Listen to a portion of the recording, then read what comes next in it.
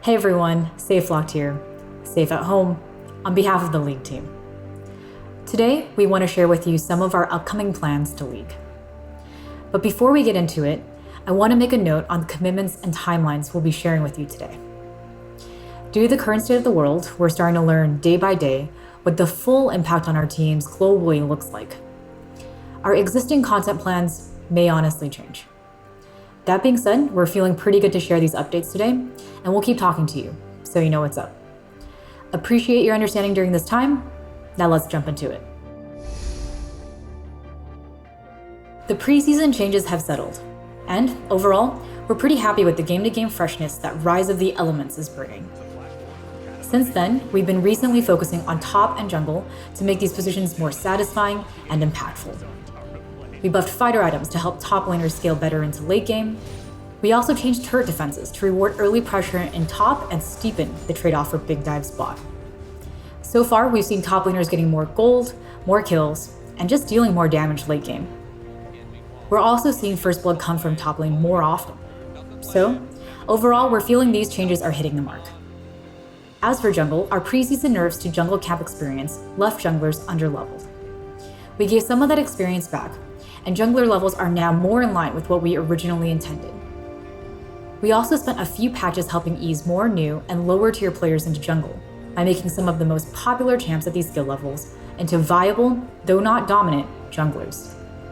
And since then, we've seen the jungle selection rate increase to much healthier numbers for the role.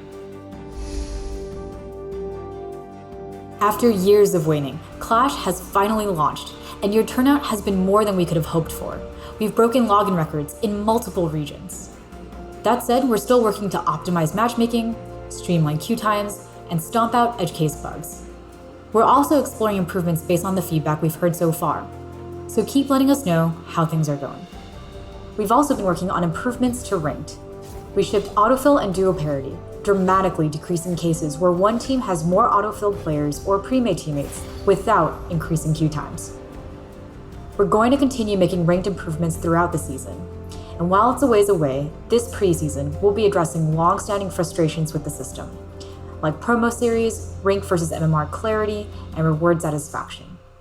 We'll keep you updated as we go, so expect to hear more from us soon. Following our recent update to Fiddlesticks will be the Volibear update coming next month. As a reminder, these two champs won last year's Choose a VGU vote, and we hope they live up to your expectations. After Volibear, we'll be focusing on new champions for the remainder of the year, and that'll include the whimsical new jungler we announced in January and the masked melee carry who refuses to die. We also want to let you know that we're still figuring out exactly what our champion schedule looks like for the rest of 2020. Avoiding health risks is a top priority, and we don't want to endanger the safety of folks like VO actors and external QA partners across the world. This means we have new production constraints to work within, and we're still trying to figure out what the impact will be.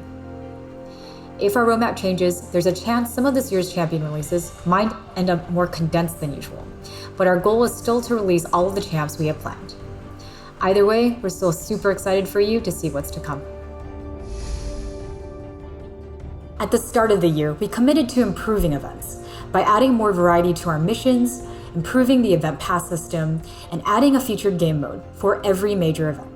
So far, we've seen the return of AR Earth with Mecha Kingdoms, and One for All during the Galaxies event. Looking forward, our next major event was planned around MSI. And although plans for MSI have changed, we're still planning to release some of the things we had planned for May, including the Fun Plus Phoenix skins to celebrate their victory in the 2019 World Championship. There will also still be an in-game event, which we pivoted to focus on Pulsefire and will feature Pickerf as the game mode. Later this year, we'll have more details to share about some of the larger changes we have planned for the event pass system as a whole. And we have one more announcement. At the end of the summer, we're finally going to be bringing back Nexus Blitz as the limited time game mode for our upcoming summer festival. This year, we promised you we'd make more skins for champions who hadn't gotten them in a while. And so far, we've released skins for 7 of the 16 named champs in our season start video. We also heard many other mains of underserved champs asking if they get a skin too. The list we gave at season start was not comprehensive, so don't take the absence of your main's name to mean you definitely won't get a skin. Olaf, Zyra, and Renekton weren't on the list, and we hope to surprise you with more as time passes. We hope this year's focus on underserved champs feels good for mains who haven't seen a skin in a while. And since Elderwood Orin and Darkstar Mordekaiser's previews got such good reception last time, we'd like to introduce you to Astronaut Bard and Pool Party Talia. One more thing before I go. We've loved watching all of the wild moments you've had in TFT Galaxies, on the phone and on PC. And this summer, we'll be releasing a mid-set expansion, which will include brand new galaxies, new champions, and Little Legends. You can expect to hear more about our plans from the TFT team next month. From all of us on League, thank you for playing. Stay safe and take care.